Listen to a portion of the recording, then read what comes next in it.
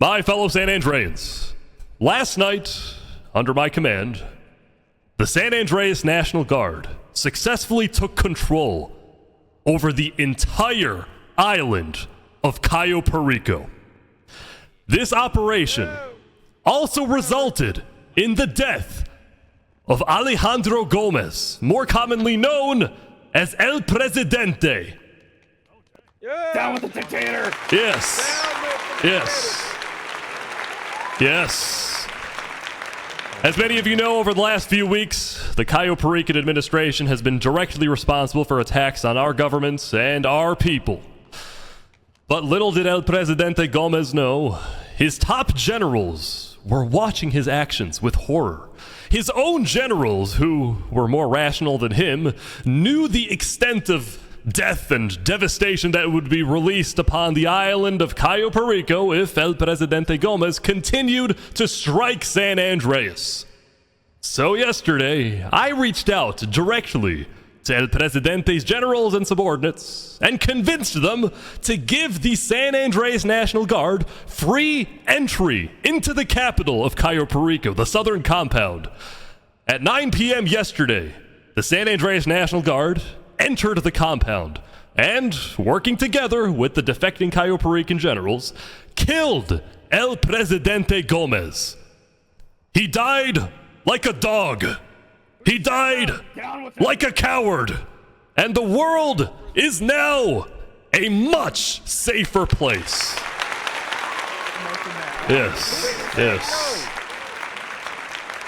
However, we later discovered that some of his loyalists did escape via tunnels, including Cornelius Higglebottom, who is still out there. Coward. As many of you know, Cornelius Higglebottom was our previous governor, who attempted a coup against our government and held both me and Higglebottom on top. Phantom Skull hostage. Excuse me? Who just said that out there? That's ridiculous. I said it. Cornelius Higglebottom, as part of his coup, held me and Phantom Skull hostage for several days in Cayo Perico. So I have a message, and make sure we get this on Lamb News, all right? All right. Cornelius Higglebottom, I know you're listening to this. Please remove him. You're probably in a cave somewhere right now, or out at sea on some island, having fled your beloved Cayo Perico. So, I'm going to give you 1 week to return to San Andreas, to turn yourself in to the police, or else the consequences will be grave.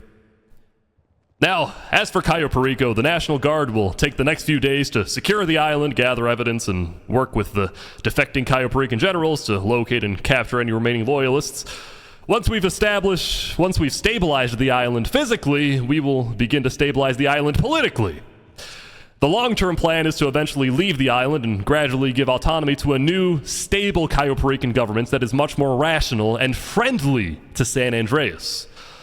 Also, while we have control over the territory, Cayo Perican is not open to the public. I want to stress this. It's not quite safe yet, although we may, in the coming days, invite citizens to vacation on the island in certain spots at certain times. So please look out for that. It's going to be fun. I'll say one last thing about this. When I became governor, I promised security and safety. When I entered the office, we had gangs, we had criminals, but the biggest threat to our safety by far was Cayo Perico. And now, that threat is eliminated. So unless your name is Cornelius Higglebottom, you can sleep well tonight. Thank you. Thank you. Thank you, everyone. All right, yes.